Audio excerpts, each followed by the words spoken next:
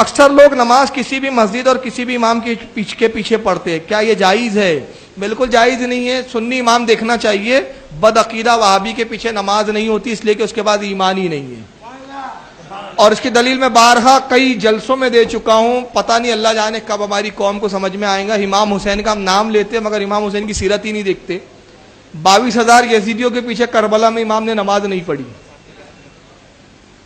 72 لوگوں کے ساتھ الگ جماعت بنائی اور درد دیا کہ بڑی جماعت مت دیکھو، امام کا عقیدہ دیکھو، امام صحیح ہے تو پڑھو ورنہ چھوڑ دو۔ تو بڑی جماعت کا روب مت دکھائیں کوئی۔ تو بہرحال چاہے وہ حرم کا اور مدینے کا امام کیوں نہ ہو، اس کے پیچھے بھی نماز نہیں ہوتی اگر عقیدہ گندا ہے تو، کیونکہ مدینے میں بہت سارے بدعقیدوں نے بھی کسی زمانے میں نماز پڑھائی ہے۔ میں اس تعلق سے ایک آپ کو روایت سنا بھی دیتا ہوں، بڑی پیاری روایت ہے۔ حضرت عثمان غنی کی شہادت ہوئی، بلوائیوں نے قبضہ کر لیا۔ بلوائی کون تھے؟ عثمان غنی کے قاتل۔ مسجد نبوی میں بلوائیوں کا امام نماز پڑھاتا ہے۔ لوگ حضرت علی کے پاس آئے، کہا کہ آپ کیا حکم دیتے ہیں، ہم بلوائیوں کے امام کے پیچھے نماز پڑھ لیں جو حضرت عثمان کے قاتل ہیں؟ تو مولا کائنات نے کہا اس زمانے کے لیے میں نے رسول اللہ کی حدیث سنی ہے کہ سرکار نے ارشاد فرمایا کہ اگر ایسا وقت آئے کہ میرے مصلی پر ظالم مسلط ہو جائے تو آئے علی تو گھر میں نماز پڑھنا، اللہ تجھے جماعت کا ثواب عطا کرے گا۔ تو وہ تو عثمان کے قاتل تھے، یہ تو کمبخت ایمان کے قاتل ہے، یہ تو اس سے برے ہیں، اس سے بدتر ہے، یہ تو ان کے پیچھے نہیں ہوں گی۔ خوارج آج بھی موجود ہیں، جو آج بھی خوارج کی نشانی ہوگی کہ مسلمانوں کی تکفیر کریں گے۔ جو بھی آپ کو یہ کہتا نظر آئے نا کہ فلاں کافر ہے اور وہ کلمہ گو ہو، اہل قبلہ ہو، ختم نبوت کو ماننے والا ہو، اس کے باوجود اسے کافر کہہ رہا ہو، تو آپ سمجھ لیں خارجی ہے۔ جس میں ٹاپ آف دا لسٹ ہمارے پاکستان میں 2 بہت بڑے مکاتب فکر ہیں۔ بڑے میں کہہ رہا ہوں مشہور ہونے کی وجہ سے، تعداد تو ان کی بڑی تھوڑی کم ہے۔ نمبر 1 یہ جماعت المسلمین والے، اور نمبر 2 یہ کیپٹن عثمانی پارٹی برزخی گروپ جو سب کو کافر اور مشرک ڈکلیئر کرتے ہیں۔ تو یہ آج بھی خوارج موجود ہیں، ہم یہ نہیں کہتے کہ خوارج موجود نہیں ہے، لیکن جو ہے ان کو کہیں نا۔ اب بریلوی کا دیوبندی کو کہنا، دیوبندی کا اہل حدیث کو اہل حدیث کا، ان کو شیعہ کا ان کو، ان کا شیعہ کو، یہ تو غلط بات ہے۔ تو یہ میرے بھائیوں تصویر کا ایک رخ تھا۔ اب ذرا تصویر کا دوسرا رخ بھی دیکھیں جو یہ لوگ چھپاتے ہیں، کہ ایک طرف تو یہ صحابہ کی تکفیر کر رہے ہیں اور صحابہ سامنے موجود ہیں۔ مولا علی علیہ السلام نے ایز اے لاسٹ ریزارٹ ان کے ساتھ قتال بھی کیا جب انہوں نے مسلمانوں کو قتل کرنا شروع کیا۔ لیکن آپ اہل سنت اہل تشیع دونوں کی تاریخ کی کتابیں اٹھا کے دیکھیں، مولا علی نے ان کے جنازے بھی خود پڑھائے ان خوارج کے جو مولا علی کو کافر کہتے تھے۔ آج کہتے ہیں جی فلاں صحابہ کو کافر کہتے ہیں، ان کو قتل کر دو۔ تو میں یہ پوچھتا ہوں کہ جو مولا علی علیہ السلام کو منہ پر کافر کہتے تھے ان کو تو مولا علی نے کافر نہیں کہا، اور کہا ہمارے بھائی تھے بھگوڑے ہو گئے، ان کے جنازے پڑھائے، ان کی عورتوں کو لونڈیاں نہیں بنایا، اور قتال بھی آخری ریزورٹ کے طور پر کیا جب انہوں نے مسلمانوں کو قتل کیا۔ ورنہ مولا علی نے کہہ دیا تھا کہ تم میری سلطنت میں رہو، جس طرح باقی مسلمانوں کو بیت المال سے حصہ ملتا ہے تمہیں بھی ملے گا۔ لیکن جب انہوں نے مسلمانوں کو قتل کرنا شروع کیا تو ایز اے لاسٹ ریزارٹ مولا علی رضی اللہ تعالیٰ عنہ علیہ السلام نے تلوار اٹھائی، اور اس کی بشارتیں اس میں موجود ہیں ریسرچ پیپر کے اندر کہ آپ صلی اللہ علیہ وسلم نے فرمایا تھا کہ قرآن حکیم کو منوانے کے لیے جس طرح مجھے کافروں کے خلاف قتال کرنا پڑا ہے، میرے صحابہ میں ایک خوش نصیب وہ بھی ہے جسے مسلمانوں کے خلاف قتال کرنا پڑے گا قرآن کو منوانے کے لیے۔ ابو بکر اور عمر بھی موجود تھے، انہوں نے پوچھا یا رسول اللہ ہم ہیں؟ آپ نے فرمایا نہیں، بلکہ وہ شخص جو میری جوتیاں گانٹ رہا ہے۔ آپ صلی اللہ علیہ وسلم کی جوتیاں اس وقت سیدنا علی گانٹ رہے تھے۔ صحابہ دوڑے مولا علی رضی اللہ تعالیٰ عنہ علیہ السلام کی طرف اور کہا کہ آپ کے بارے میں نبی صلی اللہ علیہ وسلم نے اتنی بڑی پریڈکشن فرمائی ہے۔ تو مولا علی مسکرا پڑے، جسے صحابہ کہتے ہیں ہم سمجھ گئے کہ آپ کو پتا تھا یہ کہ میں نے آن دا بہاف آف پروفٹ ان لوگوں کے خلاف قتال کرنا ہے۔ اور یہ حدیث الحمدللہ صحیح سند کے ساتھ مسند امام احمد میں جلد 3 صفحہ 82 پر 11790 ہے، اور اسی طریقے سے سنن نسائی الکبریٰ میں 8457 نمبر ہے، صحیح سند کے ساتھ الحمدللہ یہ حدیث موجود ہے۔ یہ کربلا والے میرے ریسرچ پیپر میں نے ڈالی ہوئی ہے۔ تو یہ دوسرا میں آپ کو کنٹراسٹ بتا رہا ہوں۔ اسی طریقے سے اسی ریسرچ پیپر میں نے وہ روایت ڈالی ہے 24 نمبر پر کہ المصنف ابن ابی شیبہ میں انٹرنیشنل نمبر کے مطابق 37,942 نمبر اثر ہے کہ مولا علی علیہ السلام سے خود پوچھا گیا کہ بتائیے کہ یہ خوارج جو ہیں کیا یہ مشرک ہیں جو آپ کو مشرک اور کافر کہتے ہیں؟ آپ نے فرمایا یہ مشرک نہیں ہے، یہ شرک سے ہی تو بھاگے ہیں، یہ اس لیے مجھ سے دور ہوئے کہ انہیں یہ گمان ہوا کہ میں غلط ہوں، میں شرک میں مبتلا ہو چکا ہوں. انہوں نے اپنے گمان میں یہ سمجھا یہ شرک سے بھاگنے کے لیے انہوں نے کیا, مشرک نہیں ہے. پھر پوچھا گیا کیا منافق ہے؟ تو سیدنا علی نے کہا یہ تو اتنی لمبی لمبی نمازیں پڑھتے ہیں, قرآن تو کہتا ہے منافق تو بڑا تھوڑا اللہ کا ذکر کرتے ہیں, یہ منافق بھی نہیں ہے. اندازہ کریں آپ, یہ آپ دیکھیں پازیٹو, جس کو کہتے ہیں نا پازیٹو اپروچ, حسن ظن. کہا ہمارے بھائی تھے بگوڑے ہو گئے. میں یہی کہتا ہوں کہ یہ آج بھی جب کسی کے ساتھ اختلاف ہو تو آپ زیادہ سے زیادہ یہ کہہ دیا کریں کہ ہمارے بھائی تھے بگوڑے ہو گئے, بجائے کہ آپ کفر و شرک کے فتوے لگانا شروع کر دیں. یہ سیدنا علی آپ دیکھیں کیا پازیٹو ان کی اپروچ تھی.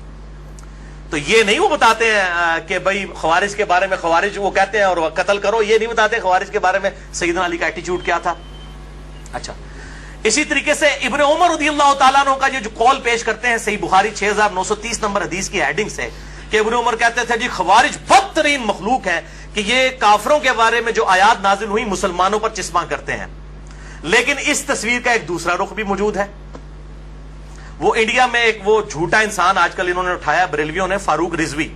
وہ روایتیں عجیب و غریب اکٹھی کر کر کے تو بیان کر رہا ہوتا ہے. یہ فاروق رضوی کو بھی میں یہ علمی طور پر جواب دے رہا ہوں, اینٹی وینم, کہ میرے بھائی اس کو بھی پڑھ, یہ بھی چیزیں موجود ہیں کہ ابن عمر کا اگر وہ قول ہے نا خوارج کے بارے میں تو یہ بھی موجود ہے.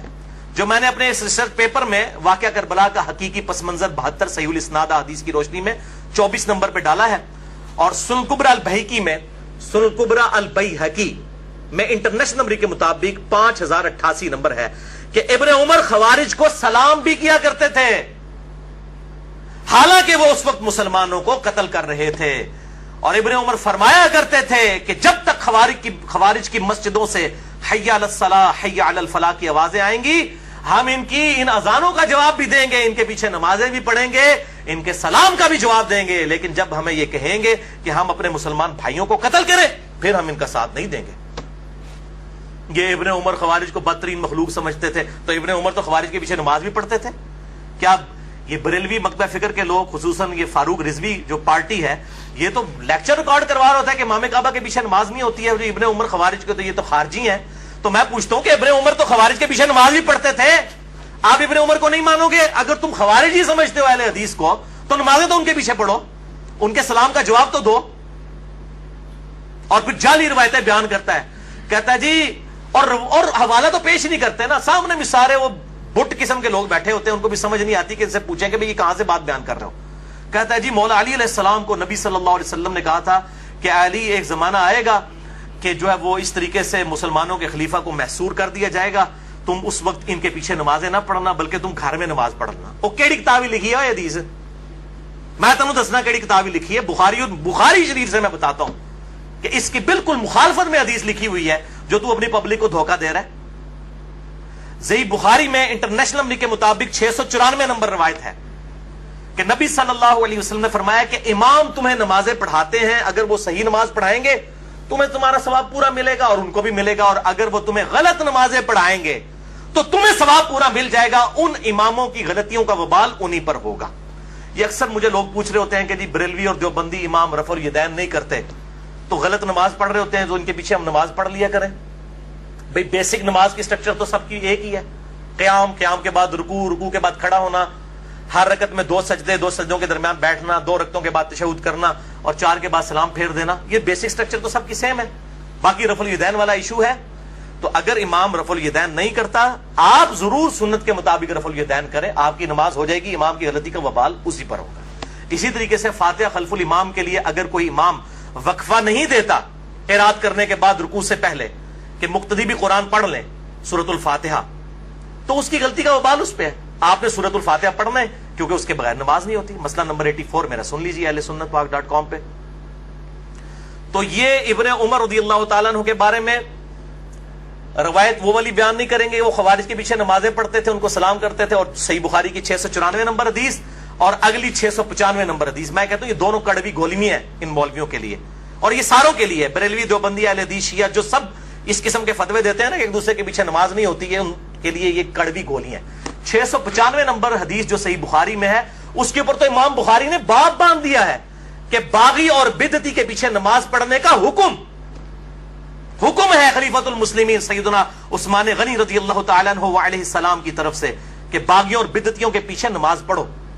امام بخاری نے باب باندھا اور پہلے تعلیقاً روایت حسن بصری کا قول لے کر آئے تابی رضی اللہ تعالیٰ عنہ علیہ السلام، المتوفی 110 ہجری، کہ حسن بصری کہتے ہیں، جو بخاری اور مسلم کے راوی ہیں، کہ بدعتی امام کے پیچھے نماز پڑھ لے اس کی بدعت کا وبال اسی پر ہوگا۔ اور پھر نیچے روایت لے کر آئے امام بخاری 695 نمبر صحیح بخاری میں، جو مولویوں کے گلے سے نیچے نہیں اترتی،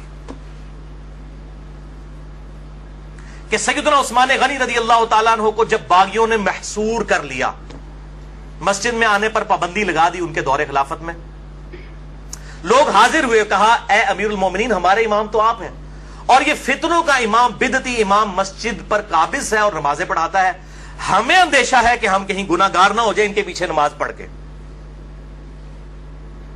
تو سیدنا عثمان نے یہ نہیں کہا اپنی 1.5 اینٹ کی مسجد لادہ بنا لو، حالانکہ سب سے بڑی چیز ان کی سٹیک پہ لگی ہوئی تھی خلافت۔ سیدنا عثمان نے کہا کہ نماز ہی تو مسلمانوں میں ایک نیکی کا کام ہے، تم انہی کے پیچھے نمازیں پڑھا کرو، جب تک یہ نیکی کا کام کرے ان کا ساتھ دو، جب برائی کرے ان سے الگ ہو جاؤ، نمازیں ان کے پیچھے ہی پڑھو۔ اس سے بڑی کون سی بدعت ہوگی؟ وہ کہتے ہیں جی کوئی چھوٹی بدعت ہوتی ہے، کوئی بڑی بدعت۔ بھئی سب سے بڑی بدعت خلیفۃ المسلمین کے خلاف خروج کرنا ہے۔ یہ جو آپ حدیث پڑھتے ہیں نا کہ کل بدعۃ ضلالہ وکل ضلالۃ فی النار، اس کو آپ ذرا پورا پڑھیں ابو داؤد ترمذی ابن ماجہ سے، کہ میرے بعد تم بہت اختلاف دیکھو گے، علیکم بسنتی وسنت الخلفاء الراشدین المہدیین، اس وقت میری سنت اور میرے خلفاء راشدین کی سنت کو لازم پکڑ لینا، اور دین میں نئی نئی بدعتوں سے بچنا، ہر بدعت گمراہی ہے اور ہر گمراہی دوزخ میں لے جانے والی ہے۔ پرٹیکولرلی خلفاء راشدین کے خلاف خروج کو نبی صلی اللہ علیہ وسلم نے بدعت کہا ہے، اور وہ 5 ہیں خلفاء راشدین، ابو بکر، عمر، عثمان، علی، حسن ابن علی رضی اللہ عنہم اجمعین وعلیہ السلام۔ میں نے اس میں بتایا وہ 30 سال تک خلافت ہے۔